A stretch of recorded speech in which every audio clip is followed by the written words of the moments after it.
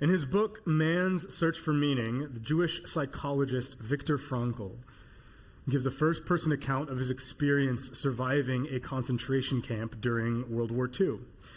Now, Frankl was in his early 20s living in Austria with his wife when the Nazis took over Austria, deported him and his wife, and then sent him away from his family to a series of concentration camps, first Theresienstadt and then Auschwitz, and then finally Turkheim.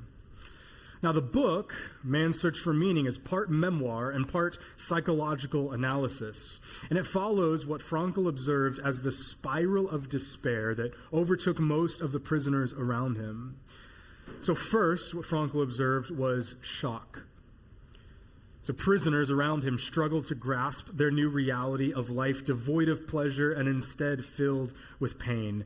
And Frankl noted that some didn't survive this stage, instead losing their grip on reality and their handle on their own mental health.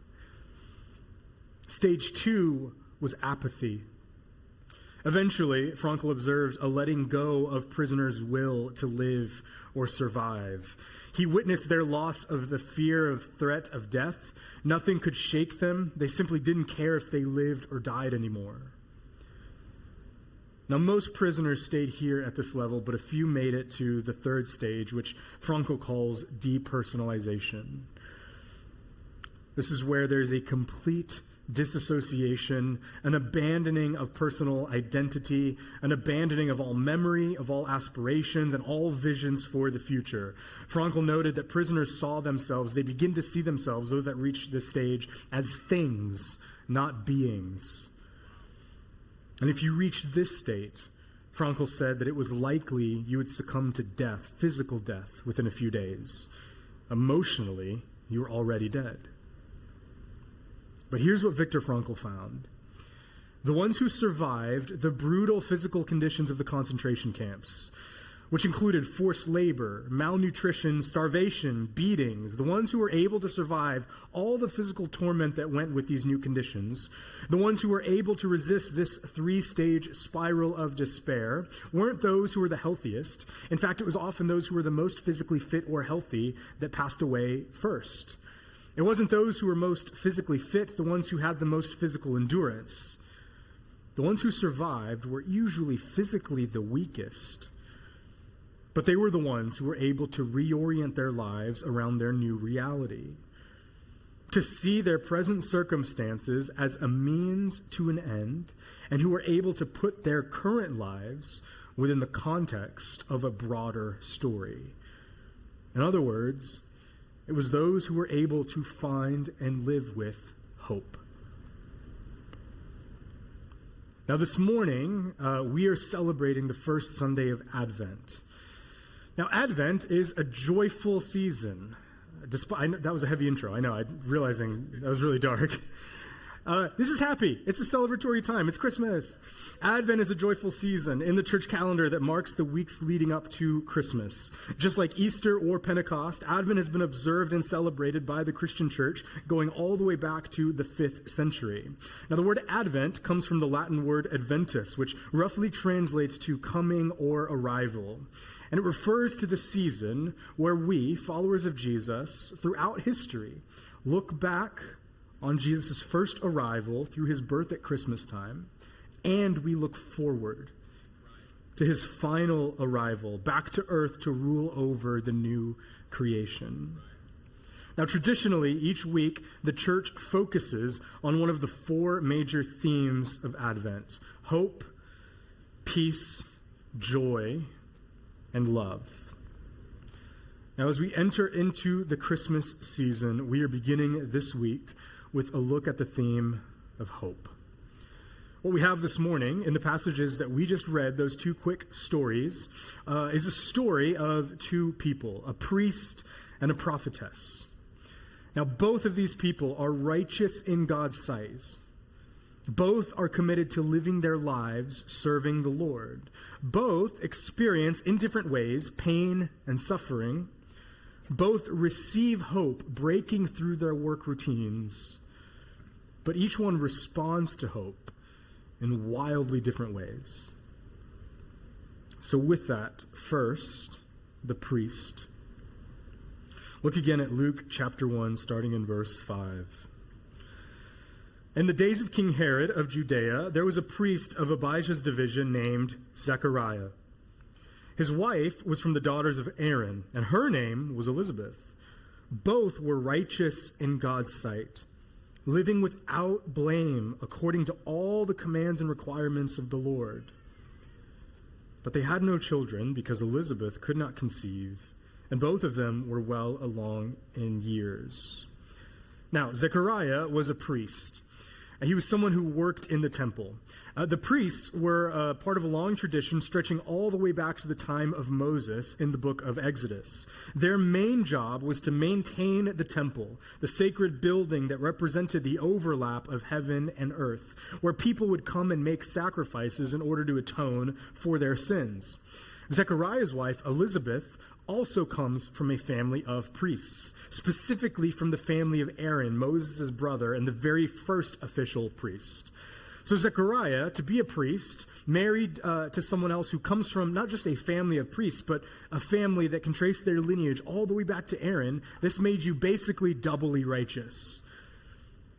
But before you imagine their idealized and romanticized perfect lives, which others in their social circles likely would have done, Luke interjects with this devastating line, "But they had no children."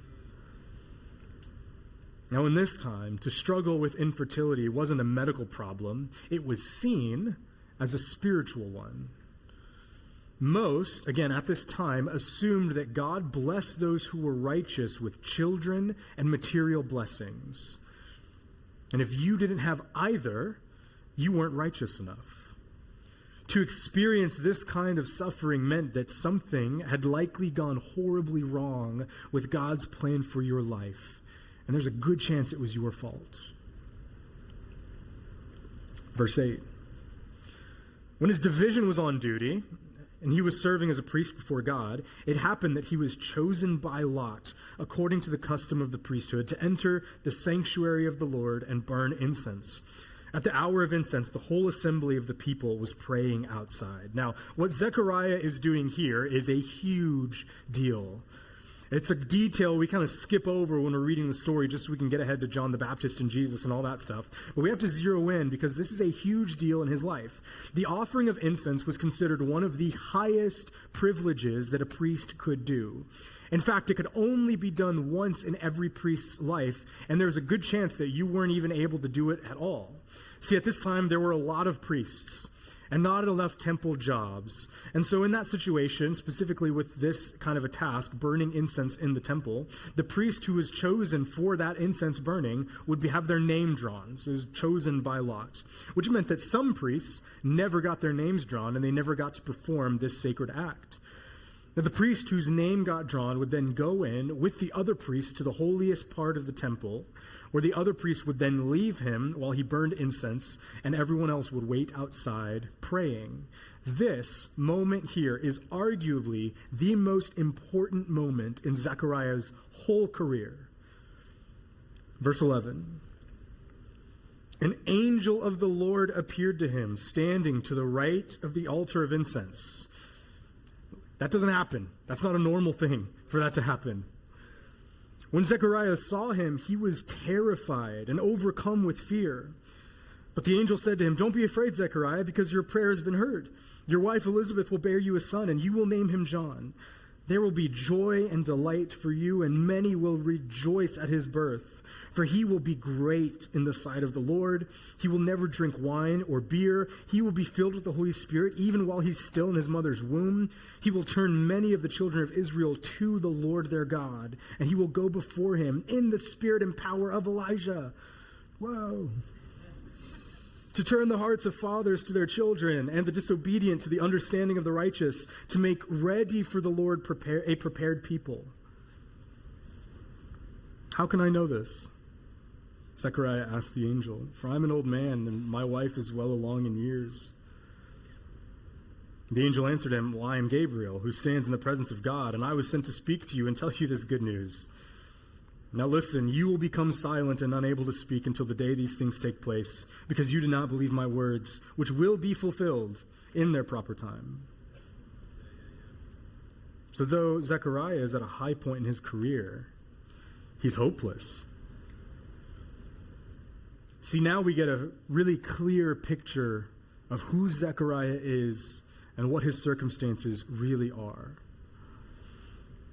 God's promises to his people, the promises that Zechariah would have known well, the promises that would reverse the curse from the garden story at the beginning of the scriptures, the promises to bring a Messiah to save Israel and the world from sin, Satan, and death, those promises, at least in Zechariah's day up until this point, they were far from fulfilled. Though God spoke clearly and often to his people throughout the Old Testament, Zechariah is living in a time when it's been 400 years since anyone has heard anything from God. Rome still rules over Israel with an iron fist. The coming of the Messiah is still a mystery. No prophet is given any new word on God's movement. And Zechariah, the faithful priest, blameless in the Lord's eyes, he's still childless. But then he gets hope. Now, hope seems like one of those words that Christians throw around as a complacent response to tragedy or a cliche answer to questions about suffering. Honestly, if we're being really honest, it seems more like a meaningless placeholder than a virtue with any real substance. But what sets humanity apart from the rest of creation is our need for hope. What the angel tries to give Zechariah here, what Viktor Frankl saw as the one thing you need to survive the harshest conditions imaginable, it's hope.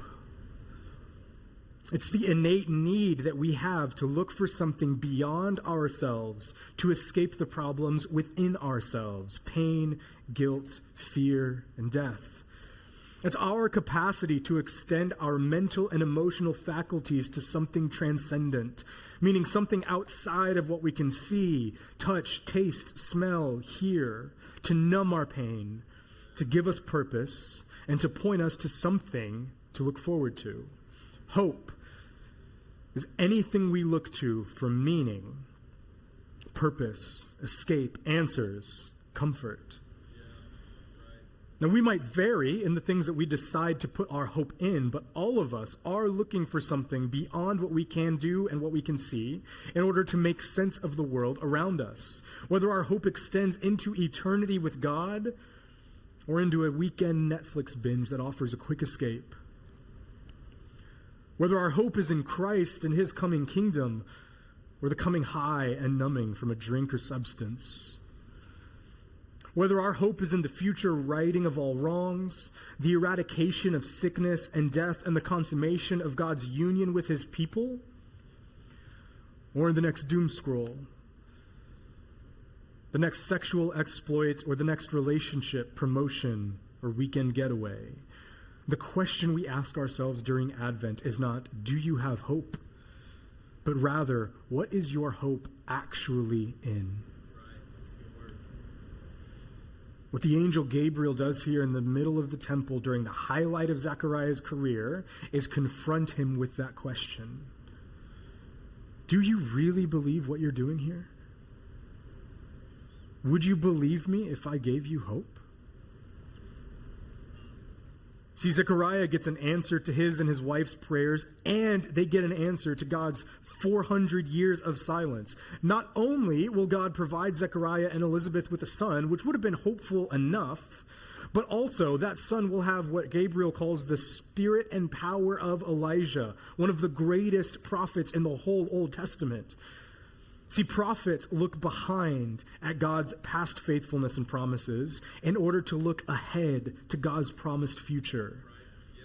They give people hope, which is exactly what Zechariah's son John is going to do. Zechariah's wife Elizabeth is about to give birth to someone who will continue the biblical story and then bring it to its climax in Jesus.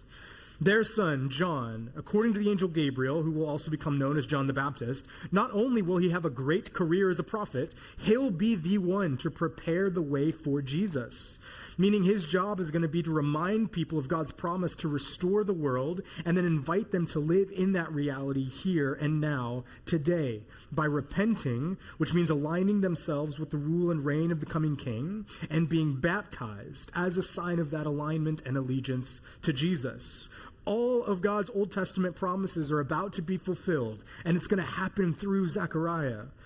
Transcendent and heavenly hope comes clashing here with the immediate and observable daily life of an old priest. Heaven and earth colliding again in the temple. The fulfillment of God's promises to his people, reaching back centuries, was about to unfold before Zechariah's own eyes. Zechariah, the priest, whose entire life has been oriented around these very promises of Yahweh. And he almost misses it.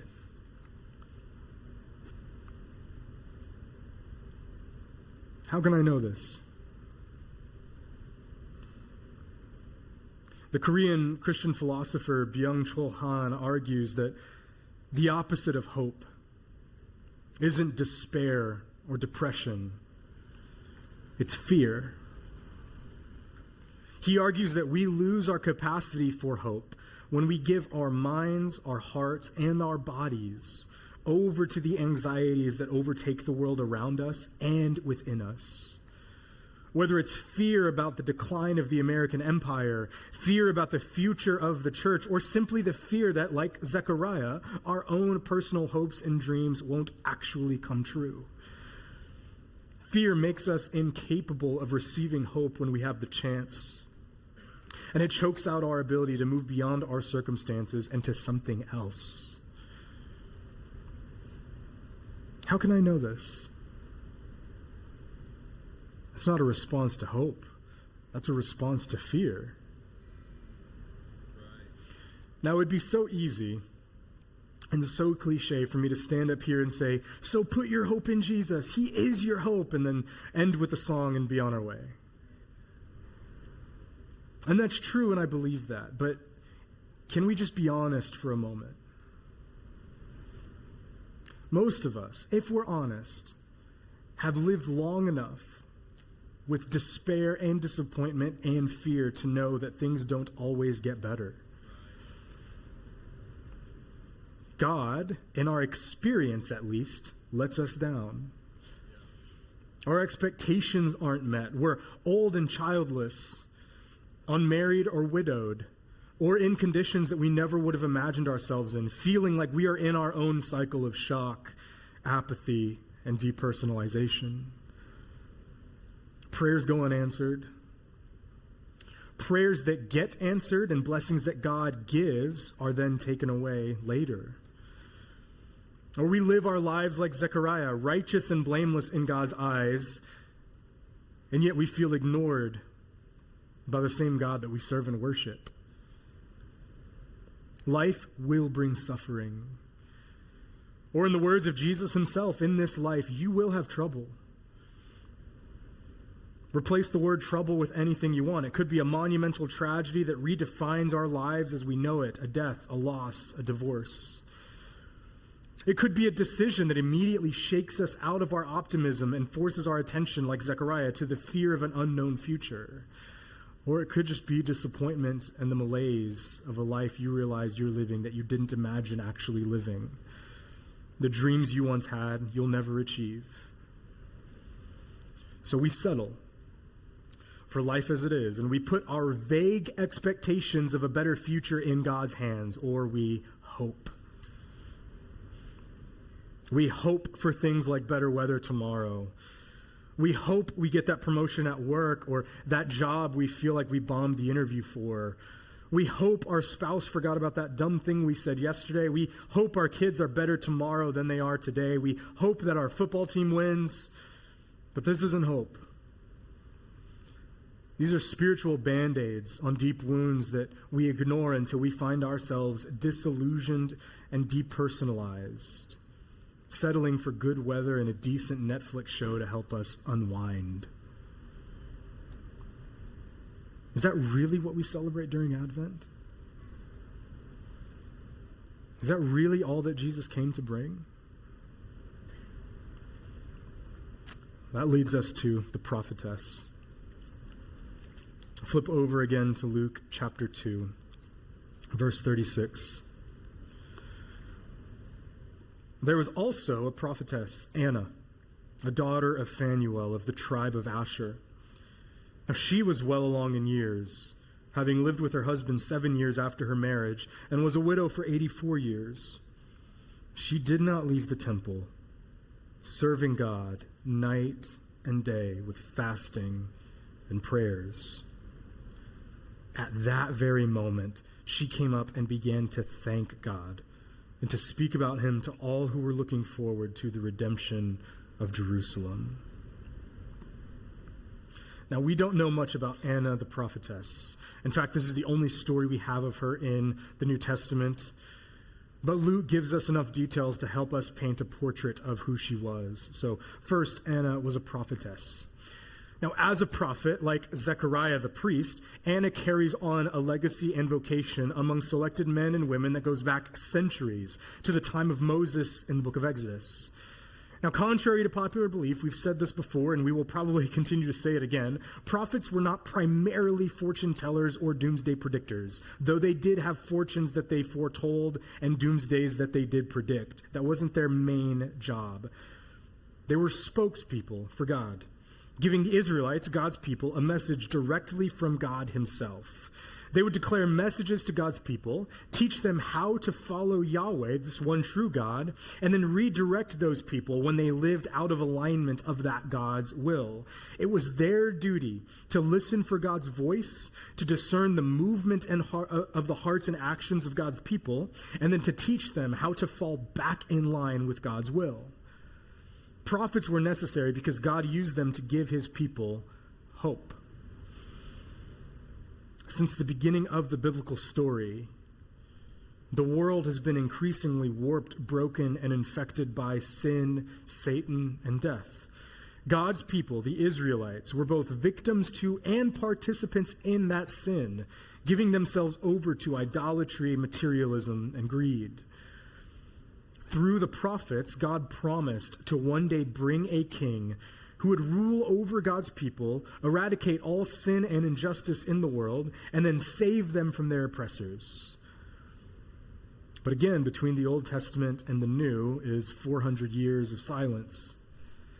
No prophets, no message from God, no promises that the Messiah is coming soon, just the growing Roman Empire crushing the Israelites, God's own people under their oppressive regime.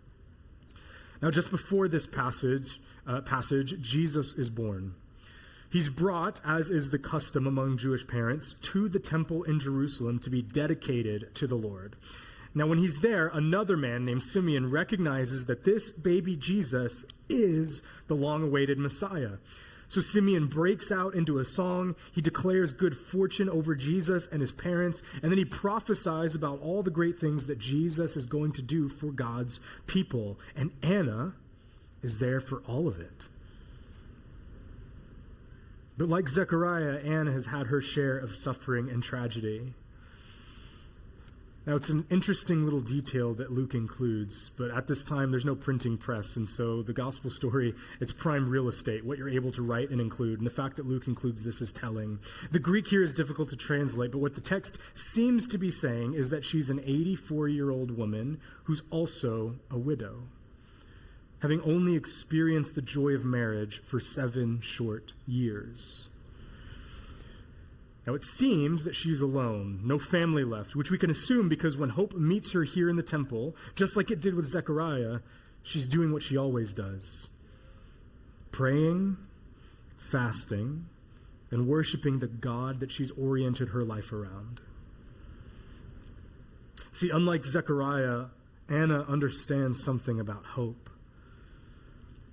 Her life's anchor isn't moved or swayed around by the tossing waves of her circumstances. It's doubtful she imagined being a widow at 84 with no family yet left, and yet she's here, doing what she always does, praying, fasting, and worshiping the God she's oriented her life around. See, it's in Anna, the prophetess, that we see what real hope actually looks like. Hope is not an expectation that things will one day get better for us based on our definition of better. Though it does for Zechariah, hope cannot depend on a simple yes to all of our prayers. Hope is not vague optimism. It's not a spiritual platitude, and it's not a vain word that we throw around in response to tragedy or prayer requests. Hope is, against the spiritual backdrop of a beautiful world warped by sin, an act of defiance. It's a splash of color spread out on a blank page. It's a glimpse ahead into the deeper and more true reality that exists all around us. It's like a clear in the fog, a peek behind the curtain, an awakening in the middle of a dark sleep. Hope points us to what's ultimately true, that God is real, that God is here, and God is moving. So God is real. God is more real than anything we can see or observe or measure around us. God is true reality. In him we live and move and have our beings, what the Apostle Paul says in Acts 17. Not only that, but God is here. He's not off in the clouds waiting for us to get our act together before he intervenes with a message about hope and optimism. He's near enough to care about our needs, wants, and desires, close enough to give Zechariah and Elizabeth a son and an answer to his 400 years of silence. And God is moving. He hasn't set the clock to sit back and watch it tick towards the end times.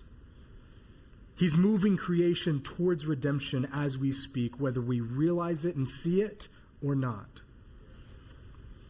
See, hope is a reorientation of our lives around a greater story, one that includes suffering but doesn't end with it. To hope is to anchor the present orientation of our lives in a future reality. To live as if the biblical story really is true. As if the worst things that happen to us, whether infertility and tragedy, or just mundanity and disappointment, are not the last things that will happen to us. Hope is showing up to the same temple of the same God that took your husband away, and then rejoicing when he fulfills his promise to save the world. Hope is Zechariah eventually saying yes to God's declaration that he's going to continue his story of salvation, and that you and your old barren wife have a part to play in that story. Hope is Jesus' mother Mary saying yes to the angel that appeared in the middle of the night, giving her a promise that her son will bring salvation to the whole world, even though that yes will bring her social ridicule, uncertainty, and pain. Hope is expecting and enduring suffering, tragedy, despair, and disappointment. Because those things aren't barriers to hope, they're conduits. Again, the philosopher Byung-Chul Han, writing about the differences between hope and positive thinking, says, unlike positive thinking, hope does not turn away from the negative aspects of life. It remains mindful of them. To hope means to put one's trust in reality, to believe in it so that it carries with it a future. See, hope doesn't come before the bad thing happens. That's optimism. That's wishful thinking. No, hope begins where our easy lives and good circumstances end. Hope comes after the letdown, the disappointment, the tragedy, the despair. See, this is what Anna got that Zechariah missed. Hope doesn't prove itself in the answered prayer and things working out for us. It proves itself when the prayers are unanswered, when we're disappointed by how things turned out, and we're forced to reorient our lives around something else entirely. Commenting on the effects of the concentration camp on prisoners near Christmas time, Viktor Frankl writes this: the death rate in the week between Christmas 1944 and New Year's 1945 increased in camp beyond all previous experience.